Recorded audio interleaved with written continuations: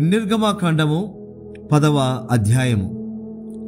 కాగా యెహోవా మోషేతో, ఫరో యొద్దకు వెళ్ళుము, నేనే యెహోవానని మీరు తెలుసుకున్నట్లును నేను చేయు సూచక క్రియలను ఐగుప్తీయుల ఎదుట కనుపరచుటకు నేను వారి ఎడల జరిగించిన వాటిని వారి ఎదుట కలుగజేసిన సూచక్రియలను నీవు నీ కుమారునికి నీ కుమారుని కుమారునికి ప్రచురము చేయనట్లును నేను అతని హృదయమును అతని సేవకుల హృదయములను కఠిన పరిచితినెను. కాబట్టి మోషే అహరోనులు ఫరో యొద్దకు వెళ్ళి అతనిని చూచి ఇలాగు చెప్పిరి: హెబ్రీయుల దేవుడగు యెహోవా సెలవిచ్చినదేమనగా, నీవు ఎన్నాళ్ల వరకు నాకు లొంగనొల్లకయుందువు? నన్ను సేవించుటకు నా జనులను పోనిమ్ము. నీవు నా జనులను పోనీయ నొల్లని ఎడల, ఇదిగో రేపు నేను మిడతలను నీ ప్రాంతములలోనికి రప్పించెదను. ఎవడను నేలను చూడలేనంతగా అవి దాని కప్పును తప్పించుకొనిన శేషమును, అనగా వడగండ్ల దెబ్బను తప్పించుకొని మిగిలిన దానిని అవి తినివేయును. పొలములో మొలిచిన ప్రతి చెట్టును తినును.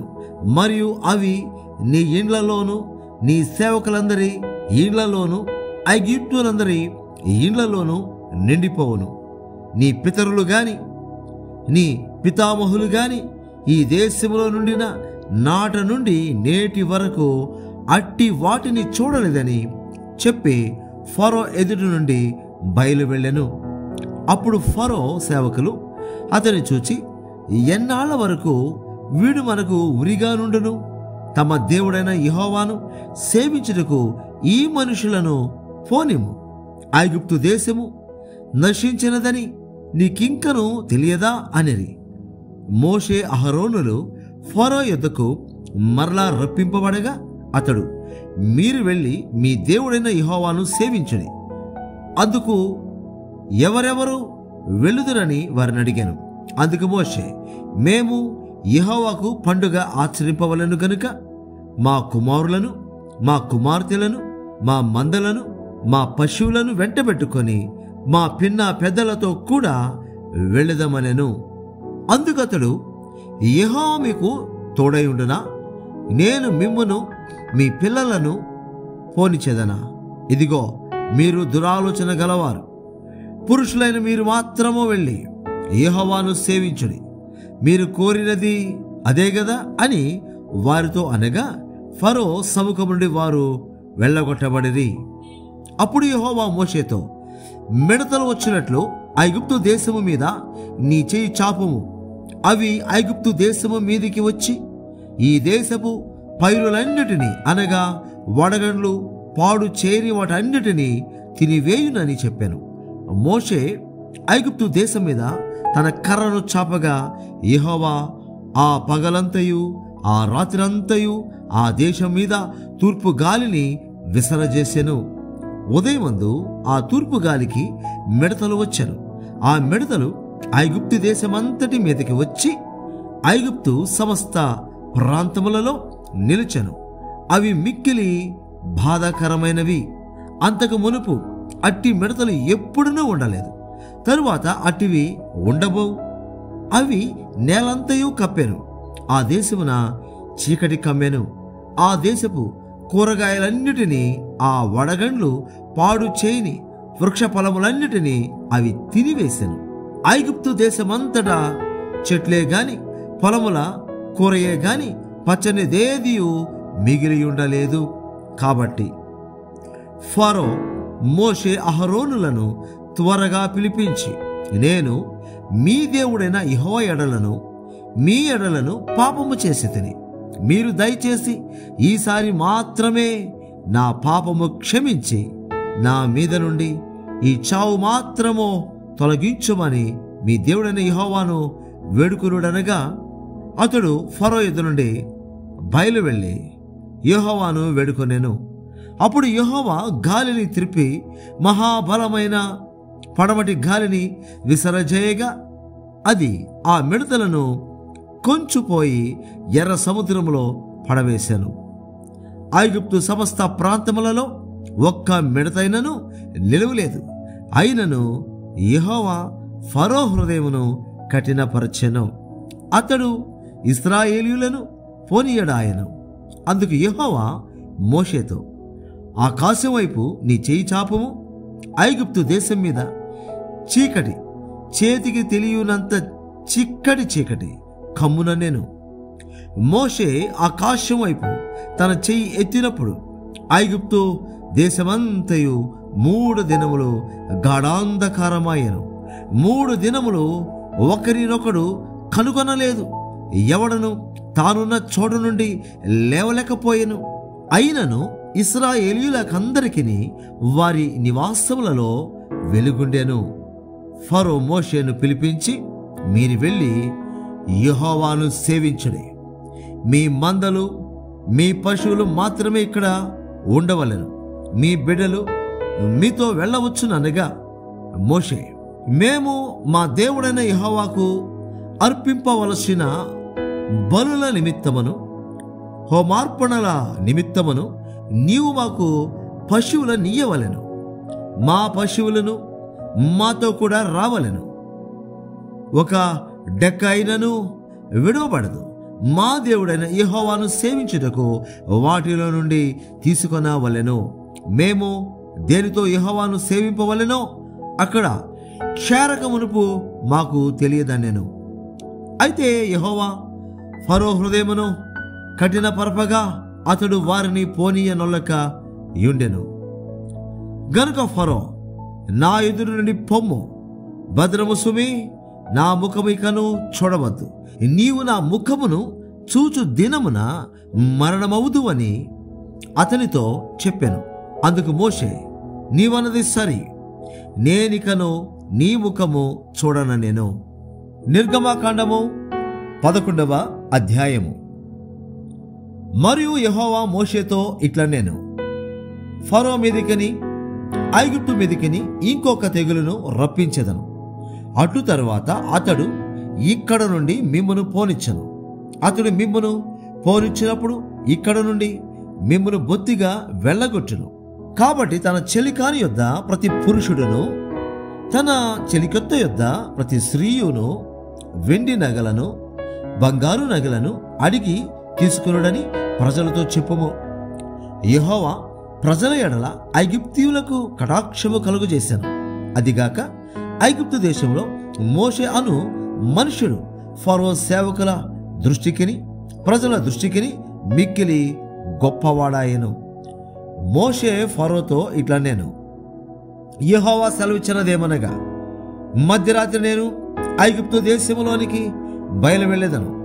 అప్పుడు సింహాసనం మీద కూర్చున్న ఫరో తొలి పిల్ల మొదలుకొని తిరగలి విసురు దాసి తొలి పిల్ల వరకు ఐగుప్తు దేశమందరి తొలి పిల్లలందరూ చచ్చెదరు. జంతువులలోనూ తొలి పిల్లలన్నీ చచ్చెను. అప్పుడు ఐగుప్తు దేశమంతటా మహాఘోష పుట్టును. అది ఘోష అంతకు ముందు పుట్టలేదు, అట్టిది ఇక మీదట పుట్టదు. యెహోవా ఐగుప్తీయులను ఇశ్రాయేలీయులను వేరుపరచునని మీకు తెలియబడినట్లు మనుషుల మీద గాని జంతువుల మీద గాని ఇశ్రాయేలీయులలో ఎవరి మీదనైనను ఒక కుక్కయు తన నాలుక ఆడించదు. అప్పుడు నీ సేవకులైన వీరందరూ నా యుద్ధకు వచ్చి నాకు నమస్కారము చేసి, నీవును నిన్ను ఆశ్రయించి ఉన్న ఈ ప్రజలందరూ బయలు వెళ్ళుడని చెప్పుదురు. ఆ తరువాత నేను వెళ్ళుదుననేను. మోషే అలాగు చెప్పి ఫరో యొద్ద నుండి అత్యాగ్రహముతో వెళ్ళిపోయాను. అప్పుడు యెహోవా ఐగుప్తు దేశంలో నా మహత్కార్యములు విస్తారమగినట్లు ఫరో మీ మాట వినడని మోషేతో చెప్పాను. మోషే అహరోనులు ఫరో ఎదుట ఈ మహత్కార్యములను చేసిరి. అయినను యెహోవా ఫరో హృదయమును కఠినపరపగా అతడు తన దేశముల నుండి ఇశ్రాయేలీయులను పోనీయడాయెను. నిర్గమకాండము 12వ అధ్యాయము.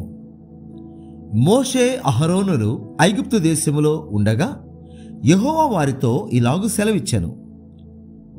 నెలలలో ఈ నెల మీకు మొదటిది. ఇది మీ సంవత్సరమునకు మొదటి నెల. మీరు ఇశ్రాయేలీయుల సర్వ సమాజముతో ఈ నెల దశమి నాడు వారు తమ తమ కుటుంబముల లెక్క చొప్పున ఒక్కొక్కడు గొర్రె పిల్లనైనను మేక పిల్లనైనను, అనగా ప్రతి ఇంటికిని ఒక గొర్రె పిల్లనైనను ఒక మేక పిల్లనైనను తీసుకొనవలెను. ఆ పిల్లను తినుటకు ఒక కుటుంబము చాలకపోయిన ఎడల వాడును వాని పొరుగువాడును తమ లెక్క చొప్పున దాన్ని తీసుకొనవలెను. ఆ గొర్రె పిల్లను భుజించుటకు ప్రతి వాని భోజనము పరిమితిని బట్టి వారిని లెక్కింపవలెను. నిర్దోషమైన ఏడాది మగ పిల్లను తీసుకొనవలెను. గొర్రెలలో నుండి అయినను మేకలలో నుండి అయినను దాని తీసుకొనవచ్చును. ఈ నెల 14వ దినము వరకు మీరు దాని నుంచుకొనవలెను. తరువాత ఇశ్రాయేలీయుల సమాజపు వారందరూ తమ తమ కూటములలో సాయంకాలమందు దాని చంపి దాని రక్తము కొంచెము తీసి తాము దాని తిను ఇండ్ల ద్వారా బంధపు 2 నిలువు కమ్ముల మీదను పైకమ్మి మీదను చల్లి ఆ రాత్రియే వారు అగ్ని చేత కాల్చబడిన ఆ మాంసమును పొంగని రొట్టెలను తినవలెను. చేదు కూరలతో దాని తినవలెను. దాని తలను దాని కాళ్ళను దాని ఆంత్రములను అగ్నితో కాల్చి దాని తినవలెను. దానిలో ఉడికి ఉడకనిదైనను నీళ్లతో వండబడినదైనను తినకూడదు. ఉదయకాలం వరకు దానిలో దేదియు మిగిలింపకూడదు. ఉదయకాలం వరకు దానిలో మిగిలినది అగ్నితో కాల్చివేయవలెను. మీరు దానిని తినవలసిన విధమేదనగా మీ నడుము కట్టుకొని మీ చెప్పులు తొడుగుకొని మీ కర్రలు చేత పట్టుకొని త్వరపడుచు దాని తినవలెను. అది యెహోవాకు పస్కా బలి. ఆ రాత్రి నేను ఐగుప్తు దేశమందు సంచరించి ఐగుప్తు దేశమందలి మనుషులలోనే గాని జంతువులలోనే గాని తొలి సంతతి అంతయు హతము చేసి ఐగుప్తు దేవతలకందరికీ తీర్పు తీర్చెదను. నేను యెహోవాను. మీరున్న ఇండ్ల మీద ఆ రక్తము మీకు గుర్తుగా ఉండను. నేను ఆ రక్తమును చూచి మిమ్మును నశింపచేయక దాటిపోయేదను. నేను ఐగుప్తు దేశమును పాడు చేయుచుండగా మిమ్ము సంహరించుటకు తెగులు మీ మీదికి రాదు. కాబట్టి ఈ దినము మీకు జ్ఞాపకార్థమైనదగును. మీరు యెహోవాకు పండుగగా దానిని ఆచరింపవలెను. తరతరములకు నిత్యమైన కట్టడగా దాన్ని ఆచరింపవలెను. 7 దినములు పులియని రొట్టెలను తినవలెను. మొదటి దినమున మీ ఇండ్లలో నుండి పొంగినది పారవేయవలను. మొదటి దినము మొదలుకొని 7వ దినము వరకు పులిసిన దానిని తిను ప్రతి మనుష్యుడు ఇశ్రాయేలీయులలో నుండి కొట్టివేయబడును. ఆ మొదటి దినమున మీరు పరిశుద్ధ సంఘముగాను 7వ దినమున పరిశుద్ధ సంఘముగాను కూడుకొనవలెను. ఆ దినముల యందు ప్రతివాడు తినవలసినది మాత్రమే మీరు సిద్ధపరచవచ్చును. అదియుగాక మరి ఏ పనియు చేయకూడదు. పులియని రొట్టెల పండుగను మీరు ఆచరింపవలెను. ఈ దినమందే నేను మీ సమూహములను ఐగుప్తు దేశముల నుండి వెలుపలికి రప్పించితిని గనుక మీరు మీ తరములన్నిటిలో ఈ దినము ఆచరింపవలెను. ఇది మీకు నిత్యమైన కట్టడగా ఉండను. మొదటి నెల 14వ దినము సాయంకాలము మొదలుకొని ఆ నెల 21వ దినము సాయంకాలము వరకు మీరు పులియని రొట్టెలను తినవలెను. 7 దినములు మీ ఇండ్లలో పొంగినదేదియును ఉండకూడదు. పులిసిన దానిని తినువాడు అన్యుడే గాని దేశంలో పుట్టినవాడే గాని ఇశ్రాయేలీయుల సమాజములో నుండక కొట్టివేయబడును. మీరు పులిసినదేది తినక మీ నివాసములన్నిటిలోనూ పులియని వాటినే తినవలెనని చెప్పుమనెను. కాబట్టి మోషే ఇశ్రాయేలీయుల పెద్దలనందరినీ పిలిపించి వారితో ఇట్లా నేను, మీరు మీ కుటుంబాల చొప్పున మందలో నుండి పిల్లను తీసుకొని పస్కా పశువును వధించుడి. మరియు హిస్సోపు కుంచె తీసుకొని పళ్ళెములోనున్న రక్తములో దాని ముంచి ద్వారబంధపు పై కమ్మికిని 2 నిలువు కమ్ములకును పళ్ళెములోని రక్తమును తాకింపవలెను. తరువాత మీలోనెవరను ఉదయం వరకు తన ఇంటి ద్వారము నుండి బయలువెళ్ళకూడదు. యెహోవా ఐగుప్తీయులను హతము చేయుటకు దేశ సంచారము చేయుచు ద్వారబంధపు పైకమ్మి మీదను 2 నిలువు కమ్ముల మీదను ఉన్న రక్తమును చూచి యెహోవా ఆ తలుపును దాటిపోవును. మేము హతము చేయుటకు మీ ఇండ్లలోనికి సంహారకుని చొరనీయకుడి. కాబట్టి మీరు నిరంతరము మీకును మీ కుమారులకును దీనిని కట్టడగా ఆచరింపవలెను. యెహోవా తాను సెలవిచ్చినట్లు మీకిచ్చుచున్న దేశమందు మీరు ప్రవేశించిన తరువాత మీరు దీనిని ఆచరింపవలెను. మరియు మీ కుమారులు మీరు ఆచరించు ఈ ఆచారం ఏమిటని మిమ్మల్ని అడుగునప్పుడు మీరు, ఇది యెహోవాకు పస్కా బలి, ఆయన ఐగుప్తీయులను హతము చేయుచు మన ఇండ్లను కాచినప్పుడు ఆయన ఐగుప్తులోనున్న ఇశ్రాయేలీయుల ఇండ్లను విడిచిపెట్టాను అనవలనని చెప్పాను. అప్పుడు ప్రజలు తలలు వంచి నమస్కారము చేసిరి. అప్పుడు ఇశ్రాయేలీయులు వెళ్ళి అలాగు చేసిరి. యెహోవా మోషే అహరోనులకు ఆజ్ఞాపించినట్లే చేసిరి. అర్ధరాత్రి వేళ జరిగినదేమనగా, సింహాసనం మీద కూర్చున్న ఫరో మొదలుకొని చెరసాలలోనున్న ఖైదీ యొక్క తొలి పిల్ల వరకు ఐగుప్తు దేశమందలి తొలి పిల్లలనందరినీ, పశువుల తొలి పిల్లలనన్నిటినీ యెహోవా హతము చేసెను. ఆ రాత్రి ఫరోయు అతని సేవకులందరూ ఐగుప్తీయులందరూ లేచినప్పుడు శవము లేనిళ్ళు ఒకటైనా లేకపోయినందున ఐగుప్తులో మహాఘోష పుట్టెను. ఆ రాత్రి వేళ ఫరో మోషే అహరోనులను పిలిపించి వారితో, మీరును ఇశ్రాయేలీయులను లేచి నా ప్రజల మధ్య నుండి బయలువెళ్ళుడి. మీరు చెప్పినట్లు పోయి యెహోవాను సేవించుడి. మీరు చెప్పినట్లు మీ మందలను మీ పశువులను తీసుకొని పోవుడి. నన్ను దీవించుడని చెప్పాను. ఐగుప్తీయులు మనమందరము చచ్చిన వారమనుకొని తమ దేశం నుండి ప్రజలను పంపుటకు త్వరపడి వారిని బలవంతము చేసిరి.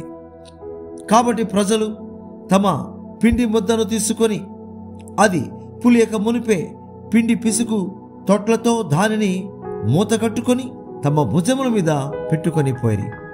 ఇశ్రాయేలీయులు మోషే మాట చొప్పున చేసి ఐగుప్తీయుల వద్ద వెండి నగలను, బంగారు నగలను, వస్త్రములను అడిగి తీసుకొనిరి.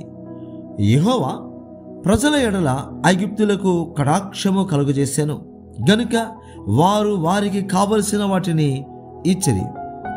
అట్లు వారు ఐగుప్తీయులను దోచుకొనిరి. అప్పుడు ఇశ్రాయేలీయులు రామసేసు నుండి సుకోతుకు ప్రయాణమైపోయిరి. వారు పిల్లలుగాక కాల్బలము 6 లక్షల వీరులు, అనేకులైన అన్యజనుల సమూహమును, గొర్రెలు, ఎద్దులు మొదలైన పశువుల గొప్ప మందయును వారితో కూడా బయలుదేరాను. వారు ఐగుప్తులో నుండి తెచ్చిన పిండి ముద్దతో పొంగని రొట్టెలు చేసి కాల్చిరి. వారు ఐగుప్తులో నుండి వెళ్ళగొట్టబడి తడవు చేయలేకపోయిరి గనుక అది పులిసి ఉండలేదు. వారు తమ కొరకు వేరొక ఆహారమును సిద్ధపరచుకొని ఉండలేదు.